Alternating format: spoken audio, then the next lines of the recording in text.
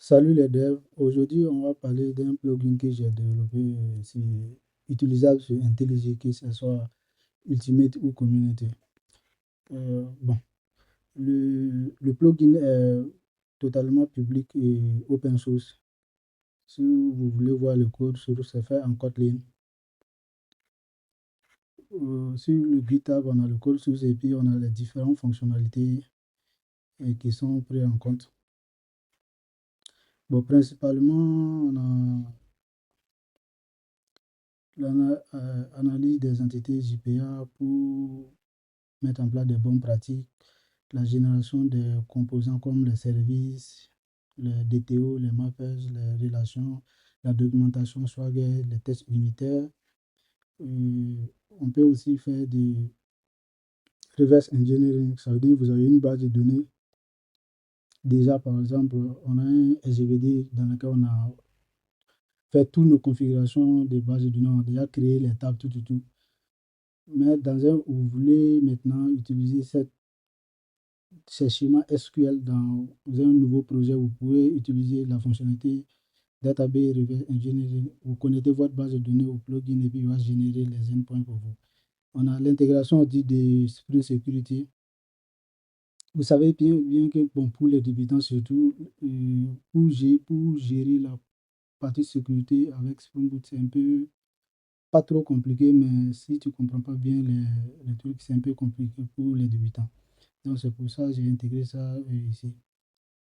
Et aussi, on a le support de GraphQL et récemment, j'ai ajouté le support de Kotlin. Et puis, bon, si vous êtes intéressé aussi, vous pouvez contribuer au projet. Le plugin est disponible sur le marketplace de JetBrains. Voici, vous partez. Voici comment il se présente. Vous pouvez cliquer ici directement installer. Bon, pour moi, je pense que je l'ai déjà installé, c'est déjà installé. Ici, je vous présente toujours les fonctionnalités clés du plugin. Voilà. Maintenant, pour le tester, je vais créer un nouveau projet Spring Boot. Je vais créer un nouveau projet Spring Boot.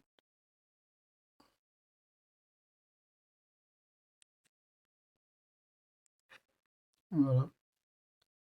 Bon, on peut faire du Java comme du Kotlin, hein. Vous avez bien vu. Bon, peut-être on va créer deux projets différents et puis on va tester pour Java et puis pour Spring Boot. Même si vous, dans votre projet, vous savez qu'il y a une interopérabilité entre euh, le projet Spring Boot en Java et Kotlin. Ça veut dire si dans votre projet vous utilisez en même temps Kotlin et Java, le plugin pourra générer et gérer ces cas-là. On va faire un test sur ça aussi. J'ai choisi ici Maven. Là, on met. Bon. On va prendre une autre dev.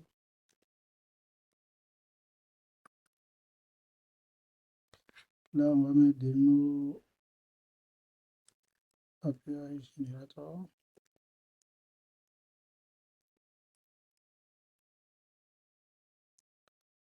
C'est bon, c'est bon. Voilà. Bon, ici, on va prendre Java 21. Vous pouvez, Java 17 aussi, ça marche, hein. Voilà. Je pense qu'on est bon. Suivant. Maintenant, les dépendances installées de base. Bon, pour un projet web, vous savez déjà. On a web, on a JPA. Bon, et il y a quelque chose que je ne vous ai pas dit. Par exemple, si vous créez un projet sans Lombok, par exemple, j'utilise Lombok pour la génération de code. Si vous n'utilisez, dans votre projet, il n'y a pas de Lombok, il va vous ajouter automatiquement ces dépendances-là. Par exemple, même avec Spring Security, vous allez voir, je ne vais pas ajouter la dépendance Spring Security ou bien la dépendance pour la documentation Swagger. Il va me proposer, le plugin va me proposer d'ajouter ça. On va ajouter celui-là. Maintenant, H pour la DB, on va utiliser une base de données, une memory. Voilà. Je pense que on est bon. Ok. D'accord. C'est que si il y a des trucs qui n'ont pas été ajoutés, on va voir ça après.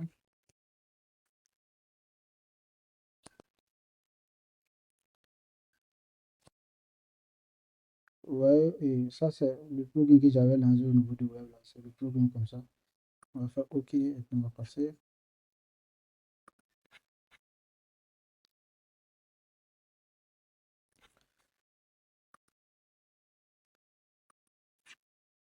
Le projet est en train d'être importé.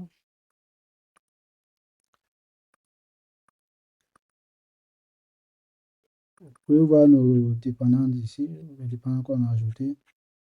Maintenant, je vais créer une base, un package pour nos entités. Entity.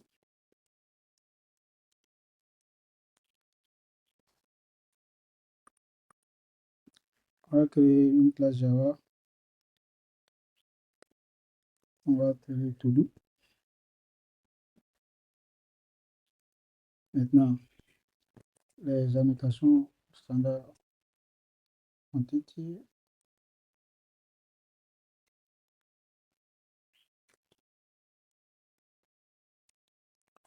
On va utiliser les annotations Lombok. Le getter, le setter.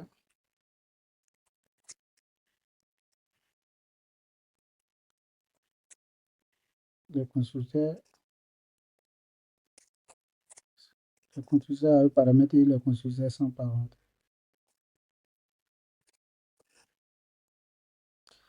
Et bon, pour ça aussi, on peut utiliser la notation data qui regroupe le getter, le setter, les toolsing, mais ce n'est pas conseillé d'utiliser la notation data dans vos classes entités.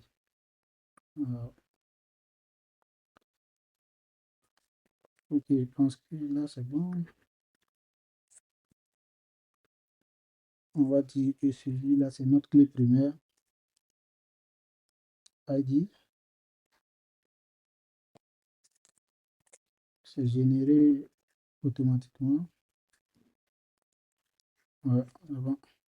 Maintenant, vous voyez, quand on a ajouté les dépendances, on n'a pas ajouté MapStreet pour les mappers. MapStreet, on n'a pas ajouté Spring Security, on n'a pas ajouté la documentation Swagger.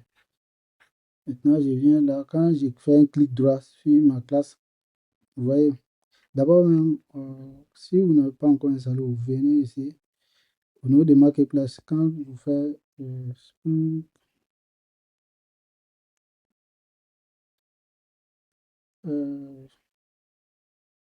ça, hein, Spring Boot Code Generator, Code Generator, vous allez voir, ça c'est celui-là. Ah, c'est déjà installé chez moi. Ok, quand on fait clic droit, vous voyez générer Spring REST Code. Voici toutes les fonctionnalités qu'on a. De base, d'abord, et vous voyez, ça c'est le code qu'on peut générer, les mappers, les détours, les repositoires, les services, etc. Maintenant, ici, ça c'est des fonctionnalités que vous pouvez activer ou pas. Si vous voulez utiliser MapSearch, vous cochez, sinon vous décochez, ainsi de suite. Il y a aussi Spring Security, il y a GraphQL. Bon, pour le moment, on va le laisser. Et puis, on a une fonctionnalité qui permet de détecter si vous avez des relations entre vos classes. Si vous avez plusieurs classes et puis il y a des relations one-to-many, many-to-one, etc. Et cette fonctionnalité va permettre de détecter ça et puis générer des classes en conséquence. Tu vois, au niveau des mappers, vous savez que s'il y a une relation one-to-many ou many-to-one, et la façon avec MapStreet de faire des mappers, c'est différent. Donc, ces fonctionnalités sont ajoutées. Maintenant, au niveau des migrations aussi, comme les migrations et Flyway, les migrations au niveau des bases de données, pour suivre l'historique de vos changements au niveau de la base de données, on peut utiliser Flyway ou Liquibase. Ouais. Là, il n'a rien détecté, c'est normal. Ici, les paquets de base, ça, c'est les packages par défaut. Maintenant, vous pouvez mettre, par exemple, tout le monde ne n'utilise pas ces projets de la même manière. Ça, c'est base package. Ok. Si dans votre cas, vous avez une classe et le paquet des entités, on dit quoi, des entités se trouve dans domaine.entities. modèle, etc. Ouais. Vous pouvez changer. Ouais, non, vous pouvez changer et puis mettre ça. Et puis, le schéma seulement de où vous voulez que les données soient générées, les classes sont générées. Dans mon cas, on a entité ici. Ici, vous pouvez changer comme vous voulez. OK. Au niveau des fonctionnalités, pour le moment, je vais décocher les tests. Les mappers, on va utiliser Swagger aussi pour la première fois. Je fais générer. Vous voyez, il me dit qu'il ne trouve pas les packages map straight. Donc, il nous propose d'ajouter. Si je fais OK, la même chose, le Swagger aussi. Vous savez, quand on ajoutait les dépendances, on n'a pas ajouté ça. On va faire OK, il va ajouter cette dépendance. Maintenant, il nous montre les fichiers qu'il va générer. Ici, on va générer 7 fichiers Java, le contrôleur. Et puis, bon, comme on n'avait pas configuré notre truc, il va ajouter une configuration pour Swagger.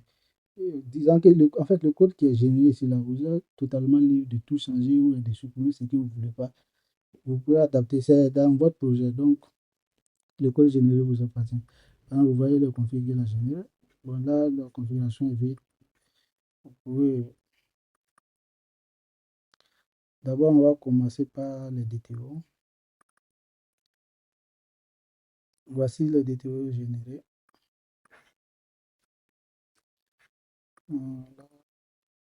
Bon, ici, on n'a pas utilisé de validation. Par exemple, si vous utilisez des validations au niveau de vos entités, il va générer ça ici aussi. On a des DTO. On passe suivant les mappers. Là aussi. Ouais, comme c'était la première fois, on a ajouté les packages. Attends, je vais vous montrer le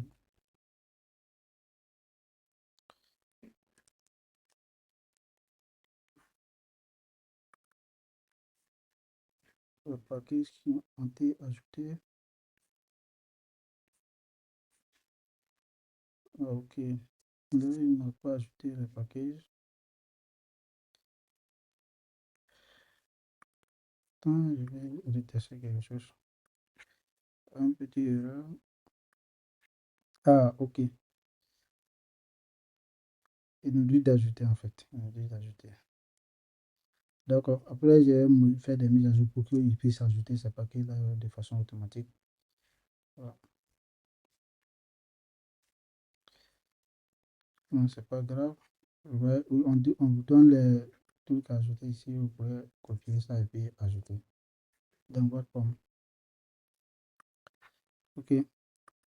Ouais, si les fichiers sont déjà générés, là, il fait un override en fait. Par exemple, si on modifie ici et puis on originaire, il va ajouter les trucs qu'on a modifiés dans les DTO, dans les mappers, tout. Ouais, avec toutes les méthodes qui sont générées. Voilà. Bon, c'est général, c'est parce que les paquets n'ont pas été ajoutés automatiquement.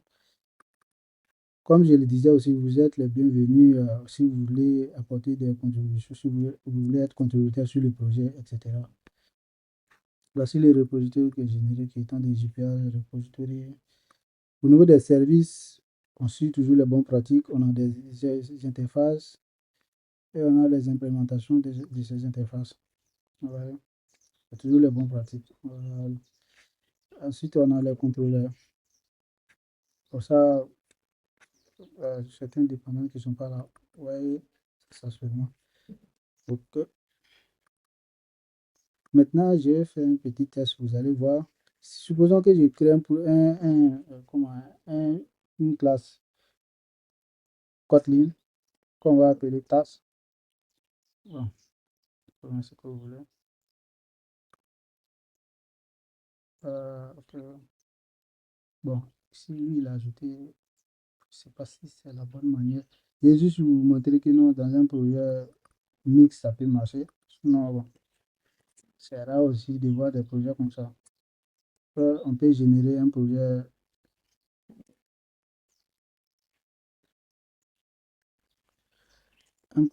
spécialement en Kotlin pour ça. On va prendre, OK. Kotlin, ok, c'est ça. Maintenant, ID,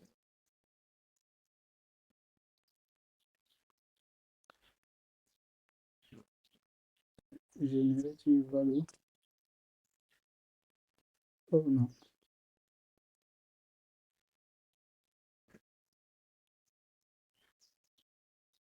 Ok, on met les autres champs.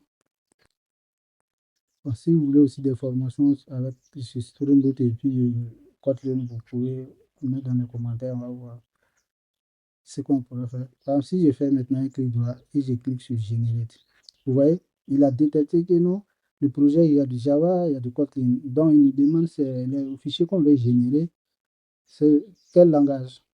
Vous voyez, il y a des ratios, mais il y a 8% de Kotlin. Donc, si je prends Kotlin, par exemple, on peut dire de se rappeler de les choix qu'on a fait, mais on peut le laisser par défaut. Là, par exemple, si je désélectionne, par exemple, ces trois là maintenant, on va laisser le cas des tests, on va voir un exemple de test qu'il a généré. Ok.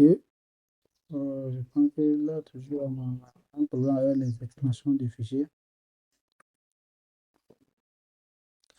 Ah, ça, ok. Ok, ok, ok.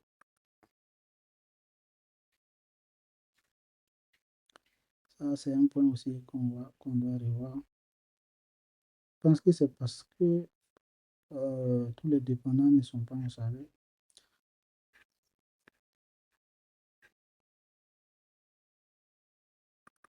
Ok. Si on reprend le générateur et puis on choisit certaines fonctionnalités, Java, bon, on va rester sur Java. Attends. On va rester dans Kotlin.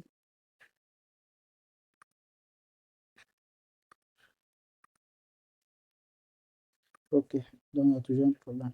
Maintenant, si on reste sur Java, et puis on choisit maintenant qu'on veut utiliser celui-là, on veut utiliser.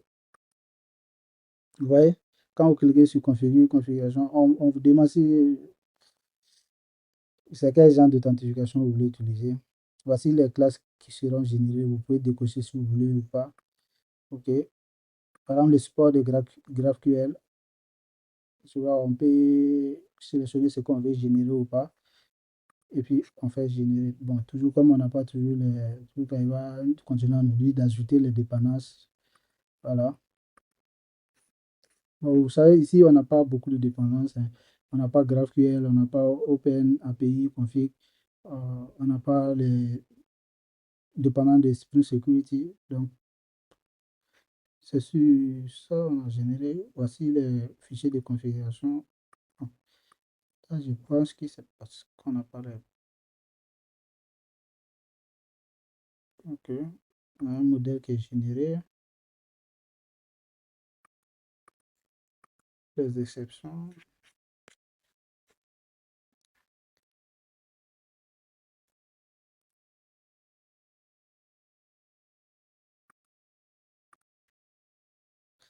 OK.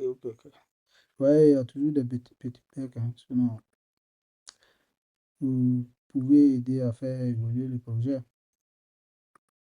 Pour le moment, en tout cas, les trucs basiques pour la génération de CRUD, vous voyez que ça marche bien. Bon, on va prendre un projet Kotlin, on prend Gradle, euh, le nom du projet Kotlin, Java 21, les mêmes dépendantes, Lombok, Web, JPA, JPA, on a H2DB. Là, on va ajouter Spring Security, tu vois. OK, Spring Security.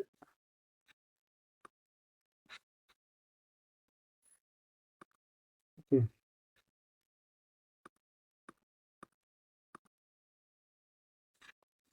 en train d'importer le projet. Ok, maintenant si vous voulez participer au projet, c'est très simple. Par exemple, ou bien si vous voulez demander d'ajouter des fonctionnalités, vous venez ici, vous créez un issue et puis euh, demandez la fonctionnalité ou bien les bugs, vous signalez les bugs que vous trouvez pendant les générations de vos fichiers. Voilà. S'il y a des gens aussi qui veulent participer au projet, vous pouvez forquer le projet et puis faire les modifications et puis faire un pull request. Voilà. Le projet a été importé. Continue. Là, on vient, on crée notre package. Là, on va changer. Vous allez voir que les noms, c'est pas vraiment modèle. C'est pas important. Oh, désolé.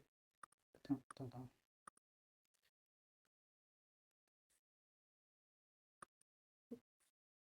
Ok.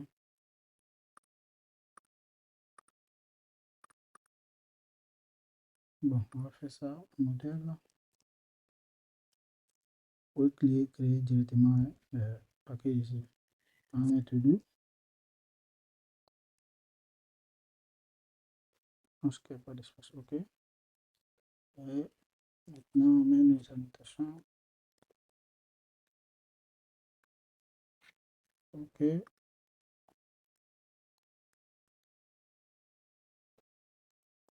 Ici, bon, en Kotlin, vous pouvez laisser tout ça là, juste utiliser un data class qui va permettre de générer automatiquement. Par défaut, il y a des get, etc., etc. Donc, comment on va faire le démo de génération de trucs, de mettre. Sinon, si vous utilisez les data class, vous n'avez pas besoin de get, etc. Import ID de là. OK. On pense ça, on pense ça, on pense ça. OK. Generate. Oh,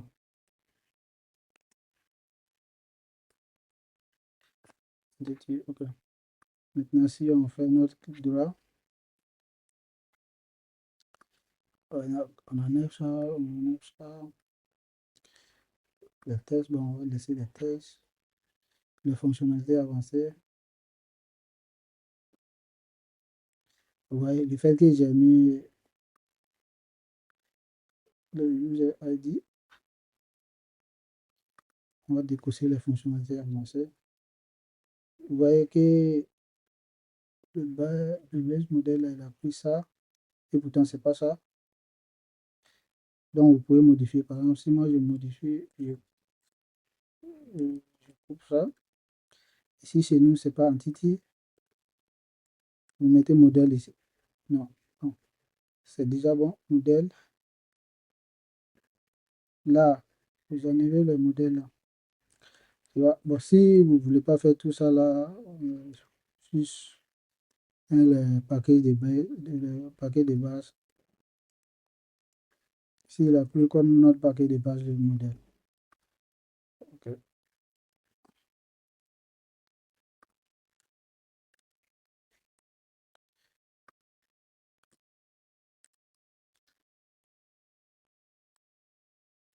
On appelle DTO, service. OK. OK, OK, OK. Tout est bon. Fait generate. Si c'est les fichiers Kotlin qui vont être générés, on a la DTO.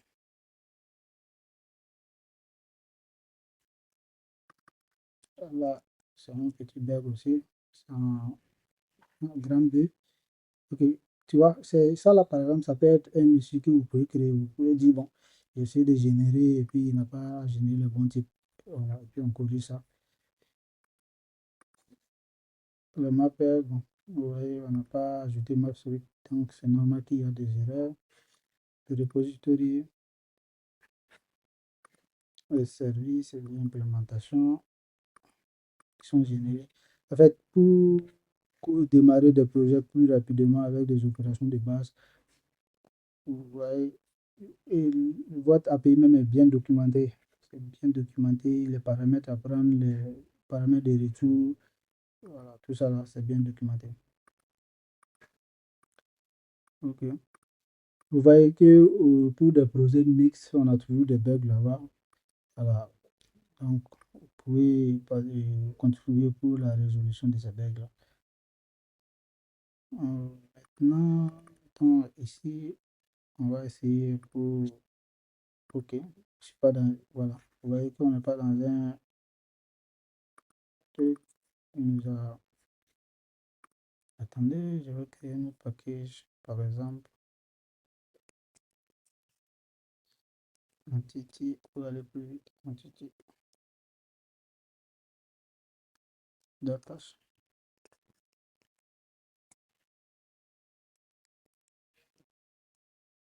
Euh, je prends ce qui est déjà ici. Et je mets là.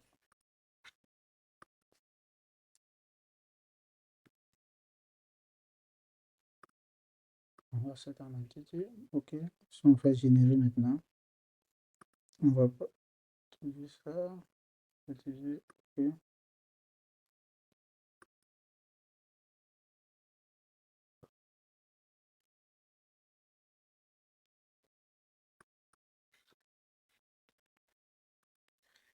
Il y a aussi un problème avec la génération des fichiers pour la sécurité en fait.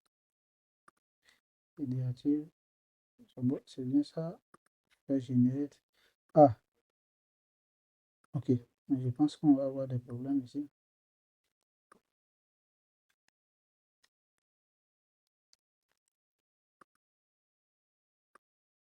On va avoir des fichiers avec les mêmes noms.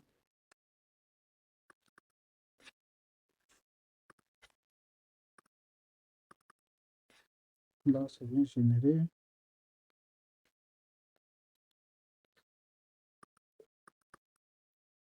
Là, c'est bien généré. Ok. Voilà, c'est tout pour cette vidéo. Maintenant, il y a toujours des petits bugs à corriger. Comme je l'ai dit auparavant, vous pouvez contribuer au projet. Si vous testez toutes les générations, là où il y a des erreurs, vous pouvez rapporter ces bugs-là pour qu'on voit comment on puisse corriger ça.